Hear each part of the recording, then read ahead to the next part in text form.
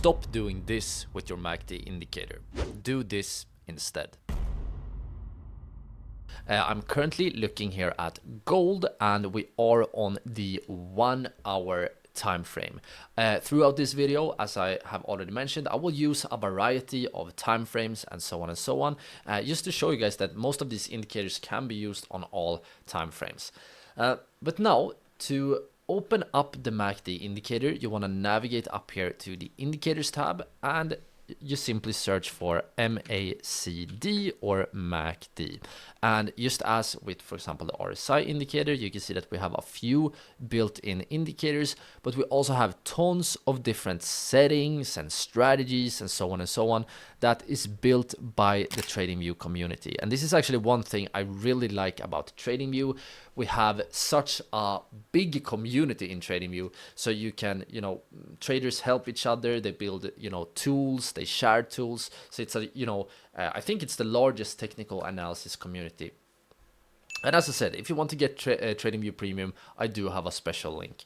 But now let's begin by opening up the normal moving average convergence divergence. And just like that, you can see that the MACD indicator has appeared here in the bottom of the screen. And let's actually begin here by just maximizing the MACD indicator so we can clearly understand the different parts. First of all, we have the blue line right here. This is the MACD line. We have the orange line right here. This is the signal line. And then we have these sort of mountains and valleys.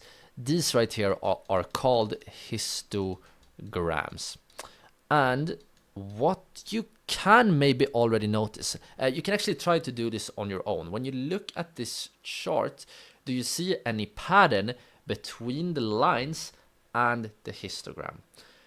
Well, if you look really closely, you might be able to notice that when the MACD is below the signal line, we will have these valleys, and when the MACD line is above the signal line, we will have these mountains.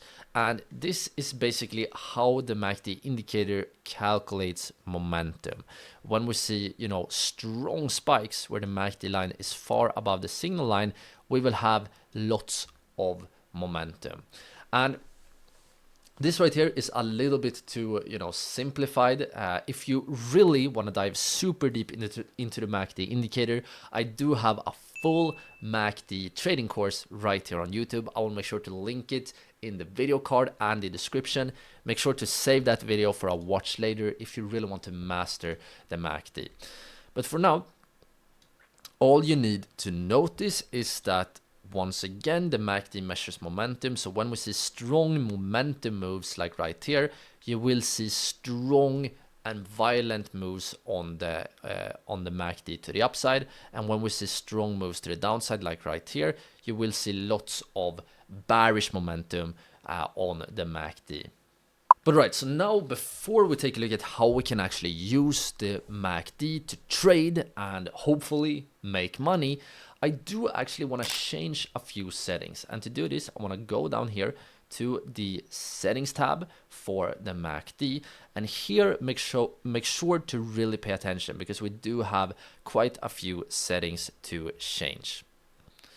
The first setting is what is known as a fast length, and the second setting is what is known as a slow length, and these two together creates the MACD line. And what I'm gonna do here is that I'm gonna make the fast length much faster, so I'm gonna change it down to 3, and I'm gonna change the slow length down to 10.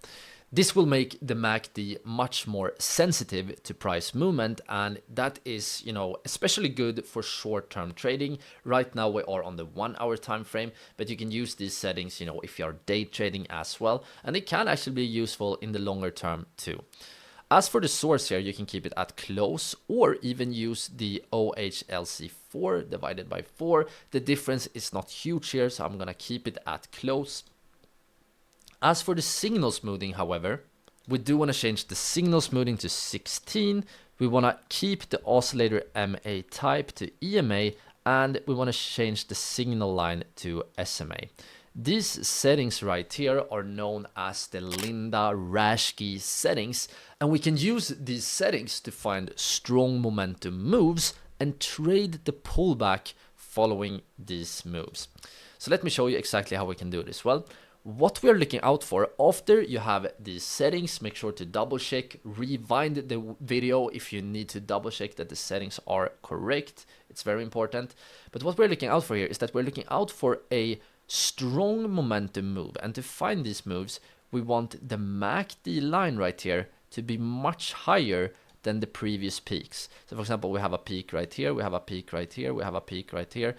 And you can see that this recent move towards the upside is much higher than the previous peaks. And this right here is our first signal to pay attention. Because when we see after this momentum move, what we usually see is that the price starts to pull back a bit. This is where the price goes in the opposite direction of the move. And this is exactly what we're looking out for. We're looking out for a strong momentum move, then we're looking out for a pullback. And what we want to do is that we want to buy this pullback and catch the next move to the upside. And here you might wonder, how do I know when to enter this trade?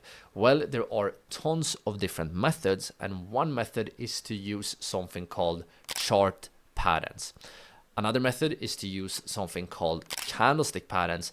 And don't worry, because later in the course I will show you guys 2 indicators how to automatically detect both chart patterns and candlestick patterns. But for now, we need to do it manually. And by the way, I also highly recommend to learn about doing this manually, because the indicators, while the indicators can be super useful, they are, not perfect, and sometimes they can make false signals or weak signals. But for example, here we actually had something called a bull flag, because as you can see right here, we can define this pullback by, a support and resistance line, something like this. And a bull flag is when we have a move towards the upside, then the price start to pull back like this, and then we're looking out for a breakout to the upside. And the most common way to enter is to enter at the breakout right here. You can also try to enter at the support of the flag, especially when the price dips below support quickly like this. This is what we call a failure test pattern, but the most simple entry is to enter at the breakout. So in this case, the breakout is this candle right here. So just as a trading example, we can maybe, enter our long position right here. The stop loss is usually placed below the low of the flag, and using a risk to reward ratio of 2, your trade would have looked something like this, and you would have locked in some nice profit. Alright, so now it's time to talk about the Fibonacci retracement indicator. Alright, so this video was actually just a very short clip from our full TradingView indicators course right here on YouTube. To watch the full course, simply click or tap on the screen right here. I hope I will see you all over there very, very soon.